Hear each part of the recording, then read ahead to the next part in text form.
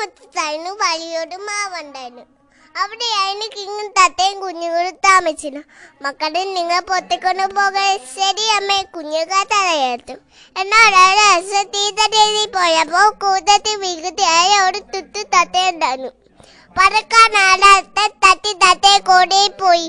കൊച്ചു കഴിഞ്ഞപ്പോ അവക്ക് വിശക്കാൻ തുടങ്ങി. അവിടെ വീടിന്റെ ഭാഗത്തേക്ക് ചെന്നു. അപ്പോഴാണ് കുഞ്ഞിപ്പൂച്ച ഉണ്ടായിരുന്നു. കുഞ്ഞിപ്പൂച്ച തുത്തുനെ കണ്ടപ്പോ കൊടിയായി. ഒരു പളിങ്ങി ചെന്ന് തുത്തുനെ പിടിച്ചു. അയ്യോ അമ്മ, രക്ഷിക്കണേ. തുത്തുക്കെ കഴിഞ്ഞു.